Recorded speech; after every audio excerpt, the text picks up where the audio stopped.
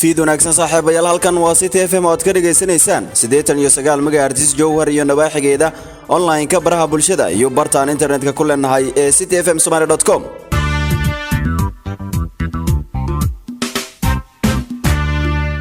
waa habeen arbaco ay si hooyanayso khamiis ayaa soo galaysa taariikhdu waxa ay tilmaamaysaa 14 bisha 10 Oktoobar sanada 2020 qodobada barnaamijka aan idinku haynana waxaa kamid ah kulan duco loogu sameeyay dadkii ku geeriyooday 14 Oktoobar oo maanta ka dhacay Muqdisho Ra'iisul Wasaare Roble oo sheegay in murugo ay ku reebtay musiibadii ka dhacday isgoyska Zoobe dadweyne lafta gareen oo kulan kula qaatay Baydhabo wafdi uu hogaaminayay wakiilka gaarka ee qaramada midoobay taliska ciidanka asluubta Soomaaliyeed oo kormeer ku tagay dhismayaal ka socda Muqdisho maamulka Cadaado oo war ka soo saaray habka qaadista canshuuraha magaaladaasi kulan ay ka qayb galeen agaasimayaal wasaaradeedna waxa uu ka dhacay magaalada Kismaayo ee maamulka Jubbaland qodobadaasi waxay nagu soo kordhay dhageysan doontaa saaxiibayaal waxa soo saaray daacad anigoo guux ah ayaa halkan idinkaga soo jeedinaya saaxiibkii Abu Kareer dhanka farsamada ayuu ka qaabeynaya intaasi oo dhan aan ka hormarino wararka caalamka iyo Haykal mahadsanid Cumar Ra'iisul Xukuumadda Federaalka Soomaaliya Roble oo ka qayb galay munaasabad duco lagu sameeyay dadkii ku geeriyooday qaraxii dhibaatada dhaliyay ee 3 sano ka hor ka dhacay 14 Oktoobar ee Soobe Roble ayaa sheegay in si weyn ay u taabatay munaasabadii ka dhacday 3 sano ka hor wuxuuna fariin u diray dhammaan ummadda Soomaaliyeed gaar ahaan culimada ayaa wasiirka arrimaha dibadda iyo iskaashiga caalamiga mudane Danjire Axmed Ciise Cawad ayaa maanta Arbaca guddoonsiiyay shahaado diblomaasiyadeed 7 agaasime waaxid oo wasaaradda oo muddo 2 bilood oo tababar u socday kuwaasoo si habsami leh u qaatay casharada joogtada ee uu xaadiri jiray halka 7 kale ay dib u qaadan doonaan daraasadda Danjire Cawad ayaa sheegay in wasaaraduhu ay ku talagashay in wax badan ay fuliso hase yeeshee fayraska corona ee uu carqaladeeyay howl socodkii qorshayihiisa ay kamid ahayd in dalka la keeno tababaryaal Sweden oo u dhashay oo barnaamij tababar ku qabta Muqdisho isagoo bogaadiyay macadka diblomaasiyadda iyo tababarayaashiisa oo kaalin weyn ka qaatay tababarida agaasimayaasha waxa ay wasaaradaha saraakiisha hab maamuus ee madaxtooyada xafiisyada wasaaraha iyo gudoomiyaasha golayaasha shacabka iyo aqalka sare ee baarlamaanka Jamhuuriyadda Federaalka Soomaaliya agaasimaha guud ee wasaaradda maaliyadda Galmudug gudoomiyaha degmada Cadaado iyo gudoomiyaha ku-xigeenka guddiga ganacsatada ayaa waxay magaaladaasi ku qabteen shir ay kaga hadlayeen arrimaha maaliyadda gudoomiyaha degmada Cadaado Cabdiraxmaan Tootaale ayaa ganacsatada magaalada ugu baaqay inay bixiyaan canshuuraha si ay ula xisaabtamaan wasaaradda maaliyadda agaasimaha guud ee wasaaradda maaliyadda Galmudug Umar Xasan Xaaji ayaa sheegay dhammaan canshuuraha Galmudug inay si toos ah ugu dhacayaan wasaaradda maaliyadda magaalada Kismaayo ee maamulka Jubbaland waxaa lagu qabtay kulan ay iskugu yimaadeen hay'adaha aan dawliga ahayn ee ka howlgala gudaha maamulka Jubbaland qaar ka mid ah agaasimayaasha wasaaradaha Jubbaland ayaa tilmaamay waxyaabaha ay ka gaabiyeen hay'adahaasi isku duwaha hay'adaha aan dawliga ahayn ee Jubbaland ayaa dhankiisa ka hadlay gudoomiyaha gobolka Jubbada Hoose Cabdirashiid Cabdullaahi Axmed ayaa gabagabadii shirka ka sheegay waxyaabaha looga baahan yahay hay'adaha inay wax ka qabtaan madaxweynaha dowladda goboleedka Koonfur Galbeed Soomaaliya Cabdicasiis Xasan Maxamed Laftigareen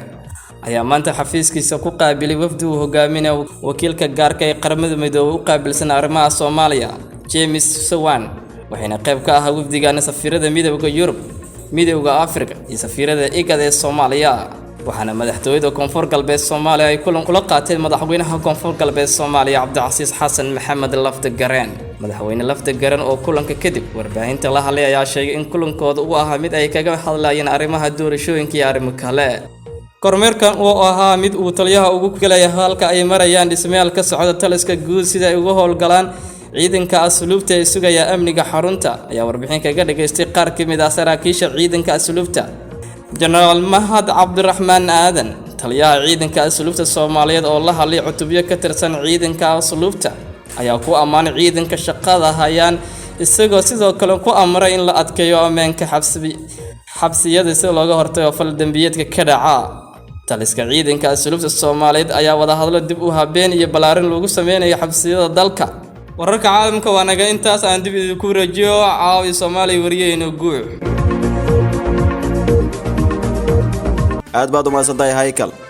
magaalada caasimadda ee muqdisho haddii aynu ku bilaabno waxaa ka dhacay kulan ay isugu yimaadeen mas-uuliyiin ka tirsan dowladda federaalka ah ee Soomaaliya maamulka gobolka Banaadir qaybaha kala duwan ee culimada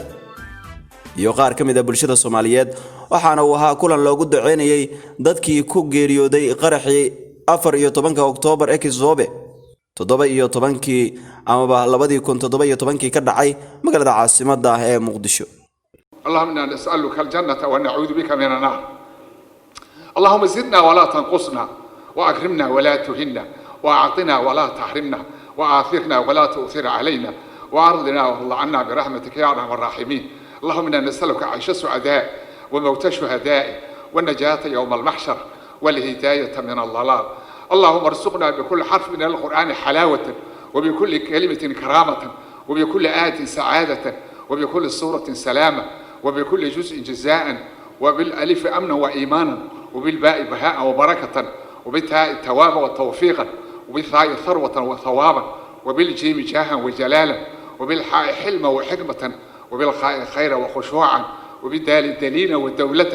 وبالذاء ذهنا وذكاء وبالراء رأفة ورحمة وبالزاء زهدا وزكاة وبالسين سعادة وسلامة وبالشين شفاء وشرافة وبالصاد الصدق والصداقة وبالضاء ضياء وضلاعة وبالضاء طهرا وطهارة وبالضاء ظفرا وظرافة وبالعين علما وعافية وبالغين قنا وغنيمة وبالفاء فوزا وفلاحا وبالقاف قربا وقناعة وبالكاف كمالا وكرامة وباللام لطفا ولقاء وبالميم موعظة ومغفرة وبالنون نورا ونجاة وبالواو وسعا وولاية وبالهاء همة وهداية وبالياء يسرا ويقينا. اللهم اقطع بهذا القرآن آجال أعدائنا وشتت بها شملهم وفرق بها جمعهم وأغلب بها تدبيرهم وبدل بها أحوالهم ونكس بها أعلامهم وكل بها سلاحهم وقرب بها آجالهم وزلزل بها أقدامهم وغير بها أفكارهم وخرب بها بنيانهم واقلع بها آثارهم حتى لا تبقى لهم باقية ولا يجدوا لهم واقية واشغلهم بأبدانهم وأنفسهم وأدمهم بالصواعق انتقامك وابطشهم بطشا شديدا وخذهم أخذ عزيز مقتدر إنك على كل شيء قدير. اللهم احفظنا في تربتنا وغربتنا وغيبتنا وأوبتنا ونجعتنا ورجعتنا وتصرفنا ومنصرفنا وتقلبنا ومنقلبنا واحفظنا في نفسنا وأنفاسنا وعرضنا وعرضنا وعددنا وعددنا وسكننا ومسكننا وحولنا وحالنا ومالنا ومآلنا ولا تلعقنا تغييرا ولا تسلط علينا مقيلا واجعلنا من لدنك سلطانا نصيرا. اللهم احرسنا بعينك وعونك واخصصنا بأمنك ومنك وتولنا باختيارك وخيرك ولا تكلنا إلى كلاءة غيرك وهب لنا عافية تطلب عافية واكفنا مخايشا. اللهم اكنفنا بغوائش الآلاء ولا تطفنا بأظفار الأعداء إنك سميع قريب مجيب الدعوات يا رب العالمين. اللهم عليك بالظالمين اللهم عليك بالمفسدين اللهم عليك بالمخربين اللهم عليك بالمفجرين اللهم عليك بالمهلكين اللهم عليك بأشرار الشباب والداعش اللهم عليك بأشرار الشباب والداعش وقطاع طرق. اللهم اقتلهم بددا وأحصهم عددا ولا تبق منهم أحدا. اللهم نجعلك في نحورهم ونعوذ بك من شرورهم. اللهم رد كيدهم في نحورهم واجعل بينهم بأسا شديدا. اللهم إنهم قاموا رياء وسمعة فأعمي أبصارهم وقصر أعمارهم وعرضهم للفتن وسلط عليهم أعداءهم حتى يموتوا وصلى الله على سيدنا محمد. dhanka kale ra'iisul wasaaraha xukuumadda federaalka Soomaaliya Maxamed Xuseen Roble ayaa sheegay in murugo ay ku reebtay musiibadii ka dhacday 14 Oktoobar ee Kisoobe. waxay ahayd mid qulubta Soomaaliyeed gelisay argagax weyn kadib markii tiro kor u dhaafaysa 600 oo qof ay ku geeriyoodeen tiro intaa ka sii badanna dhaawacyo kala duwan ay ka soo gaartay. Cabdicasiis ay kale warbixintan eegaya. ra'iisul wasaaraha xukuumadda federaalka Soomaaliya Mudane Maxamed Xuseen Roble ayaa ka qayb galay munaasabad duco lagu sameeyay dadkii ku geeriyooday qaraxii dhibaatada dhaliyay ee 3 sano ka hor ka dhacay 14 Oktoobar ee Soobe. Ra'iisul Roble ayaa sheegay in si weyn ay u taabatay wadii ka dhacday 3 sano ka hor waxaanu furin u diray dhammaan ummadda Soomaaliyeed gaar ahaan culimada. aad bay u yar yihiin inta aan salaada dukan oo shayga ugu horeeyo islaamka ah dadka Soomaaliyeed waa muslim boqolkiiba boqol tukada haddana waxaan la yaabanahay in qulubteennii aysan weli gaarin oo aysan taaban dhibka kuwa nabadiidka ah ee argagixisada oo isticmaalaya isla diintii aan aaminsanayn oo aan isticmaalaynay 24 hours marka su'aashu waxay tahay sidee loo gaarsiiyaa qulubta dadka Soomaaliyeed inay xaqa oo Allah tuso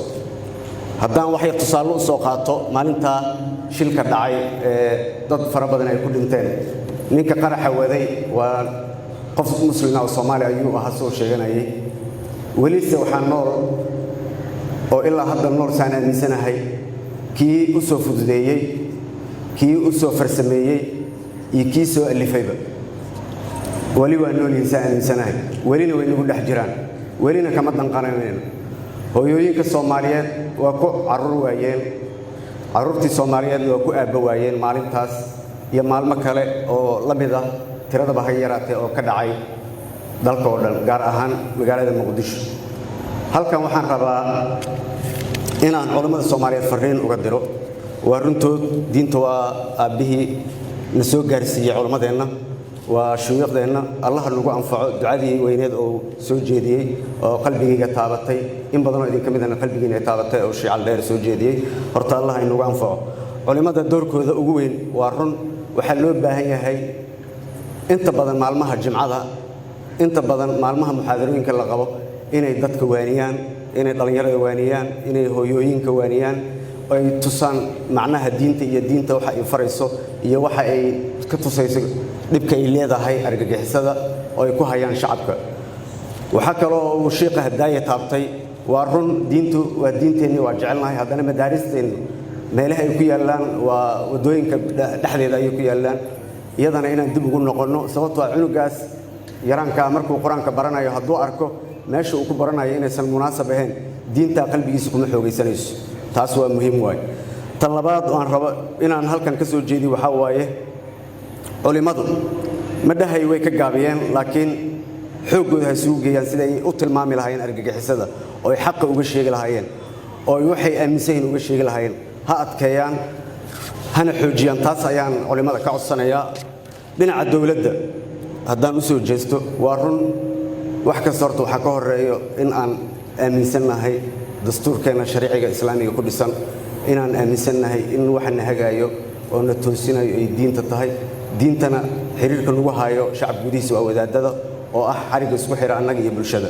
iyadana inaan xoojino waa muhiim waay waxa kaloo doorka dawladda ah in ay sare u qaado nidaamaynta iyo maxaa la dhahaa ka warqabka ciidamada amniga guud ahaan kuwa ku nool magaalooyinka oo ka shaqeeyo si tayadooda kor loogu qaado ay u gutaan si ay u soo ogaan lahaayeen ama u soo qaban lahaayeen maxaa la dhahaa dadka argagixisada ah waa in sare loo qaadaa waxa kaloo iyadana kamid ah in ciidamada amniga la faro maxaa la dhahaa kormeer joogto ah meelaha laga yaabo inay cadowga argagixisada ay ka soo gali karaan shalay waataan furnay wadooyinka qaar oo tijaabo ahaan loo furay fariin ayaan halkan shacabka uga diray waxaad moodaa shacabka iyo ciidamada amniga ee walaalaheena inaysan lahayn xarig toosan waxaan ka codsanayaa shacabka walaalihiin waayo ciidamada qalbiga u furan la shaqeeya cabdicasiis cabdiraxmaan xasan cabdicasiis haykal raadiyaha iyo telefishinka city magaalada muqdisho aad baad u mahadsantahay haykal qaybihii dhexe barnaamijka caawiya Soomaaliya ayaan soo gaarnay saaxiibayaal meel kastoo aad joogtaan habeen wanaagsan ayaan wadadan ka leenahay online ka baraha bulshada iyo bartaan internetka ku leenahay ee cityfmsomali.com ayaad naga maqlaysaan jowhar iyo nabaaxigeedana 89 megahertz aan dib idin kugu celiyo wararka caalamka iyo haykal mahadsanid cumar rasaaraha xukuumadda federaalka Soomaaliya Roble oo ka qayb galay munaasabad duco lagu sameeyay dadkii ku geeriyooday qaraxii dhibaatada dhaliyay ee 3 sano ka hor ka dhacay 14 Oktoobar ee Soobe Roble ayaa sheegay in si weyn ay u taabatay munaasabadii ka dhacday 3 sano ka hor wuxuuna fariin u diray dhammaan ummadda Soomaaliyeed gaar ahaan culimada si ayaa wasiirka arrimaha dibadda iyo iskaashiga caalamiga mudane Danjire Axmed Ciise Cawad ayaa maanta Arbaca guddoonsiiyay shahaado diblomaasiyadeed 7 agaasime waaxid oo wasaaradda oo muddo 2 bilood oo tababar u socday kuwaasoo si habsalamo leh u qaatay casharada joogtada ee u xaadiri jiray halka 7 kale ay dib u qaadan doonaan daraasadda.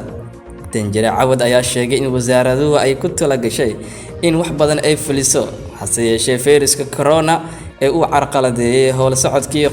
qorshayihiisa ay ka mid ahayd in dalka la keeno tababarayaal Sweden oo u dhashay oo barnaamij tababar ku qabta Muqdisho isagoo bogaadiyay macadka diblomaasiyadda iyo tababarayaashiisa oo kaalin weyn ka qaatay tababarida agaasimayaasha waaxaha iyo wasaaradaha saraakiisha hab maamuus ee madaxtooyada xafiisyada wasaaraha iyo gudoomiyaasha golayaasha shacabka iyo aqalka sare ee baarlamaanka Jamhuuriyadda Federaalka Soomaaliya.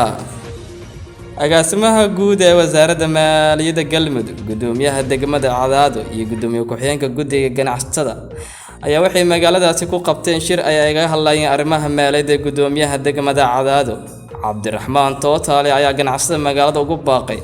inay bixiyaan canshuuraha si ay ula xisaabtamaan wasaaradda maaliyadda. agaasimaha guud ee wasaaradda maaliyadda Galmudug Cumar Xasan Xaaji ayaa sheegay dhammaan canshuuraha Galmudug inay si toos ah ugu dhacayaan wasaaradda maaliyadda. magaalada Kismaayo ee maamulka Jubbaland waxaa lagu qabtay kulan ay iskugu yimaadeen hay'adaha aan dawliga ahayn ee ka howlgala gudaha maamulka Jubbaland. qaar ka mid ah agaasimayaasha wasaaradaha Jubbaland ayaa tilmaamay waxyaabaha ay ka gaabiyeen hay'adahaasi. isku duwaha hay'adaha aan dawliga ahayn ee Jubbaland ayaa dhankiisa ka hadlay gudoomiyaha gobolka Jubbada Hoose Cabdirashiid Cabdullaahi Axmed ayaa gabagabadii shirka ka sheegay waxyaabaha looga baahan yahay hay'adaha inay wax ka qabtaan. madaxweynaha dowladda goboleedka Koonfur Galbeed Soomaaliya Cabdicasiis Xasan Maxamed Laftigareen ayaa maanta xafiiskiisa ku qaabilay wafdi uu hogaaminayo wakiilka gaarka ee qaramada midoobay u qaabilsan arrimaha Soomaaliya James Swan waxayna qayb ka ahaa wafdigaana safiirada midowga Yurub, midowga Afrika iyo safiirada IGAD ee Soomaaliya. waxaana madaxtooyada Koonfur Galbeed Soomaaliya ay kulan kula qaateen madaxweynaha Koonfur Galbeed Soomaaliya Cabdicasiis Xasan Maxamed Laftigareen. madaxweyne Laftigareen oo kulanka kadib warbaahinta la hadlay ayaa sheegay in kulankooda uu ahaa mid ay kaga hadlayeen arrimaha doorashooyinka iyo arrimo kale. kormeerkan uu ahaa mid uu taliyaha ugu galay halka ay marayaan dhismayaal ka socda taliska guud sida ay uga howlgalaan ciidanka asluubta ee sugaya amniga xarunta ayaa warbixin kaga dhageystay qaar ka mid ah saraakiisha ciidanka asluubta. General Mahad Cabdiraxmaan Aadan taliyaha ciidanka asluubta Soomaaliyeed oo la hadlay cutubyo ka tirsan ciidanka asluubta ayaa ku ammaanay ciidanka shaqada hayaan isagoo sidoo kale ku amray in la adkeeyo ammaanka xabsiyada si looga hortago fal dambiyeedka ka dhaca. taliska ciidanka asluubta Soomaaliyeed ayaa wada hadlo dib u habeen iyo balaarin lagu sameeyo xabsiyada dalka. wararka caalamka waa naga intaas aan dib idinku rajiyo caawi Soomaali wariyayno guux. aad baad u mahadsantahay Haykal.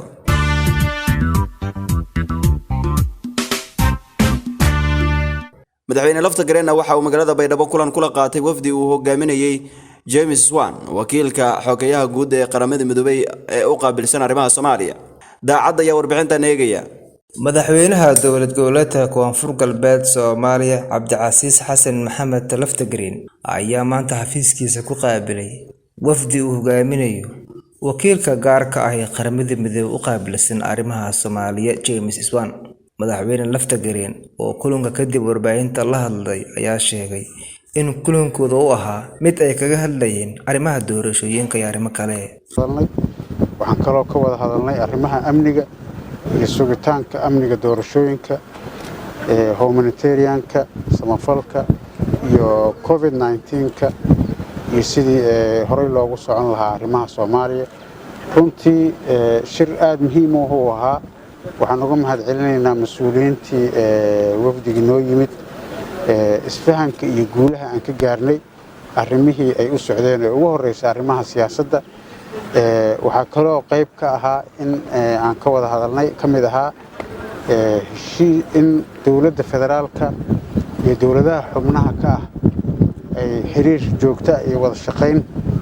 ay yeeshaan si loo gaaro meesha loo socdo loo hiigsado oo ay kow ka tahay dhamaystirka dastuurka. maxamuud daacad raadiyaha iyo telefishinka City Muqdisho. aad baad u mahadsantahay daacad. taliska ciidanka asluubta Soomaaliyeedna waxa uu kormeer ku tagay dhismayaal ka socda magaalada caasimadda ee Muqdisho. waxaa warbixintan eegaya Cabdimajiid Cabdiraxmaan Maajid Yare. kormeerkan oo ahaa mid uu taliyuhu ugu kurgelayay halka ay marayaan dhismayaal ka socda taliska guud iyo sida ay ugu howlgalaan ciidanka asluubta ee ku sugan amniga xarunta ayuu warbixin kaga dhageystay qaar ka mid ah saraakiisha ciidanka asluubta General Mahad Cabdiraxmaan Aadan taliyaha ciidanka asluubta Soomaaliyeed oo la hadlay cutubyo ka tirsan ciidanka asluubta ayaa ku amaanay ciidanka shaqada ay hayaan isagoona sidoo kalena ku amray in la adkeeyo ammaanka xabsiyada si looga hortago falal dambiyeedyo ka dhaca askari nimaan iska rabaa dishbilin baa iska rabaa ciidan nimaan iska rabaa saaka waardiyaha ka degtay waardiyaha markaad ka degtay xeradii aad ka tirsanayd ka waraay gurigaaga haddaad joogto ka waraay beledka haddaad joogtana ka waraay meelaha dhow haddaad joogto xerada dhexdeeda u babado oo iska joogto haddaadan markaas dan fog aadan aadin xerada dhexdeeda u bado haddaad meelaha deganta nidaamkaas waa laga rabaa go-aankanaga waxaa waaye nimankaan aan ciidanka ka saynin oo dhibowga ah oo dhalinyarada ah in ay tababar inaan ku celcelino tababar lagu celiyo seminaaro la siiyo 40 beri qolaba maray gelaysaa marka xabsiga maruu gelaa ururka maruu gelayaa si tababarkaas maarta kor loogu soo qaado adinkuna kuwadan ka dambeeya tababari doontaan haddii aan waxaa la rabaa waxa idinka maanta idin baa berri kuwa aan soo qori doono sanadka ciidan aan qoranayna haddii ilaahay yidhaahdo raggii tababari lahaa baa tihiin annaga saraakiisha naga hooseysa waayo waxaan ku fadhino oo maarta oo shaqadii noo hayo mas-uulkood isku halaynayna waa adig saraakiisha adinka waxaad yeelaysiin arrimaha hala kala saaro askar waayo waa imaadeen iyo waardiyada ay qabtaan maaha ururkaygu waa intaanoo nin baa nadiifa kuwaan in ii dallacsiiyaan bereniyay mudan yihiin inta ugu fiican ururka ugu horeysa waa kuwaan saasaa laga rabaa warbixin ah dalcaadu noocaasay ku socon kartaa laakiin haddaad waliis iska soo qorto yaa xun yaa halaysan yaa mudan yaan mudnay yaa bas dhibaatadeeday leedahay Maajid Cabdiraxmaan Maajid Yare raadiyaha TV-ga City magaalada Muqdisho aad baad u mahadsantahay Maajid maamulka Cadaado waxa uu war ka soo saaray habka qaadista canshuuraha magaaladaasi kulan ay isugu yimaadeen mas'uuliyiinta maamulka degmada iyo sidoo kale qaar ka socday ama xubno ka socday wasaaradda maaliyadda dowlad goboleedka Galmudug ayaa kulan ku yeeshay magaalada Cadaado Maajid Yare ayaa warbixintan mar kale eegaya maamulka Galmudug ayaa war ka soo saaray hanaanka canshuur qaadista magaalada Cadaado ee gobolka Galguduud agaasimaha guud ee wasaaradda maaliyadda Galmudug gudoomiyaha degmada Cadaado iyo gudoomiye ku-xigeenka guddiga ganacsiga ayaa waxa ay magaaladaasi ku qabteen shir ay kaga hadlayaan arrimaha maaliyadda gudoomiyaha degmada Cadaado Cabdiraxmaan Totole ayaa ganacsatada magaalada ugu baaqay in ay bixiyaan canshuuraha si ay ula xisaabtamaan wasaaradda maaliyadda anaga degmada hayna qoondada aan leenahay wasaaradda maaliyadda ka doonanaynaa insha Allah dadka reer Cadaado ha baxsheen lacagta si aan u xisaabtano oo inaan degmadeena hadalno oo xisaab inoo furanta aan u gaarno hal baxsha lacagta qof wax baxsha xisaabtama qof aan baxo bixin wuxuu ku xisaabtamo yaqaan agaasimaha guud ee wasaaradda maaliyadda Galmudug Umar Xasan Xaaji ayaa sheegay dhammaan canshuuraha Galmudug ay si toos ah ugu dhacayaan wasaaradda maaliyadda ee Galmudug ayadiyo systemka ku dhacaysa oo aan qof loo dhiibayn systemka toos ugu dhacaysa waa system wasaaraddu waxay leedahay financial management information system wax lagu baxsho iyo revenue management system wax lagu aruuriyo lacag kasta oo Cadaado ka soo xarooto code la yaqaan galaysa total intaas oo code la isku dajinaya totalkii ka soo baxay systemka iyo totalka boonada xafiiskan taal in iskeenan way inta laga gaarayo 6 bilood soo socota waxa canshuurta si toos u qaadaya wasaaradda maaliyadda degmada waxa laga caawinayaa inay miisaaniyadeeda soo samaysato kadibna transfer loo sameeyo loo soo diro lacagtooda Cadaado kaliya ma ahan dhammaan degmooyinka Galmudug ayaa waxa lagu heshiiyay dakhliga ka soo xaroonaya horta in la isugu keeno wasaaradda maaliyadda Maajid Cabdiraxmaan Maajid Yare raadiyaha iyo TV-ga City magaalada Muqdisho aad baad u mahadsantahay Maajid kulan ay ka qayb galeen agaasimayaal wasaaradeed ayaa ka dhacay magaalada Kismaayo ee maamul goboleedka Jubbaland qaar ka mid ah hay'adaha gaarka loo leeyahay ee dowlad goboleedka Jubbaland ayaa kulanka qayb ka ahaa waxaana sidoo kale looga hadlayay arrimaha gargaarka haykal ayaa warbixintan mar kale eegaya magaalada Kismaayo ee maamulka Jubbaland waxaa lagu qabtay kulan ay iskugu yimaadeen hay-adaha aan dawliga ahayn ee ka howlgala gudaha maamulka Jubbaland. qaar ka mid ah agaasimayaasha wasaaradaha Jubbaland ayaa tilmaamay waxyaabaha ay ka gaabiyeen hay'adaasi.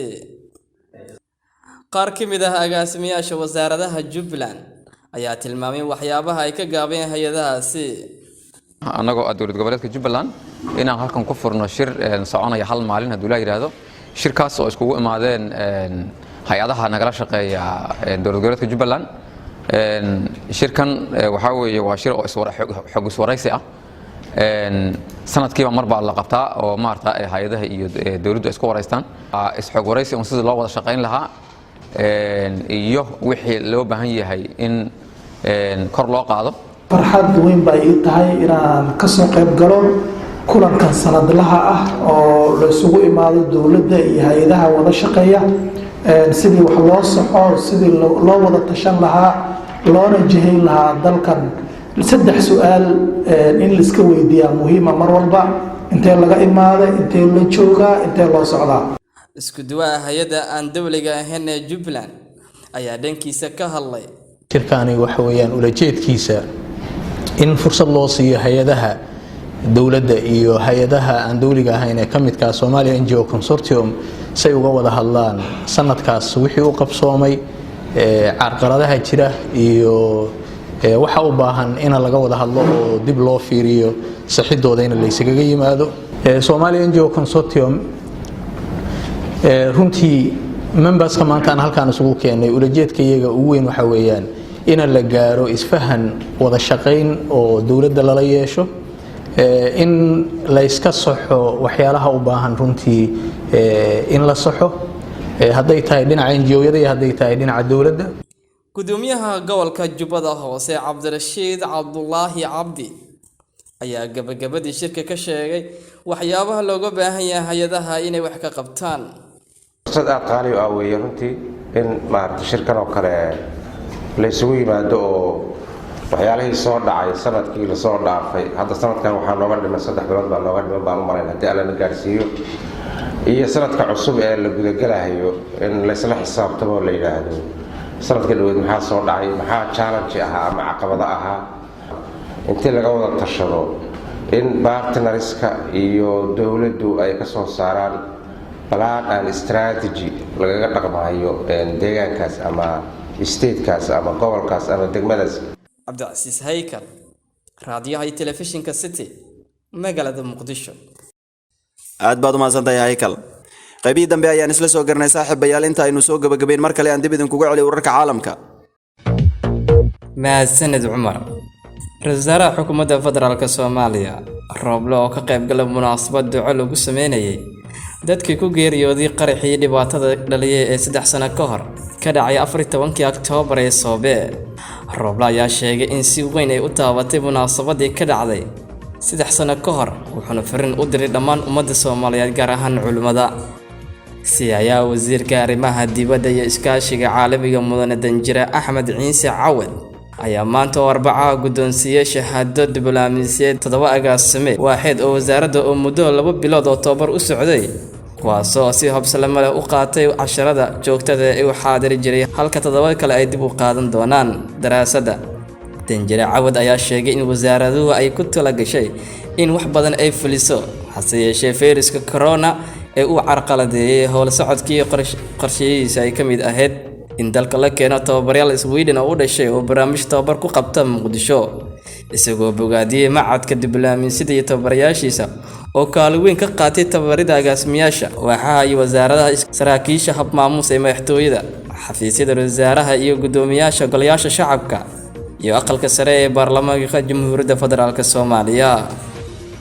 agaasimaha guud ee wasaaradda maaliyadda Galmudug gudoomiyaha degmada Cadaado iyo gudoomiye ku-xigeenka guddiga ganacsatada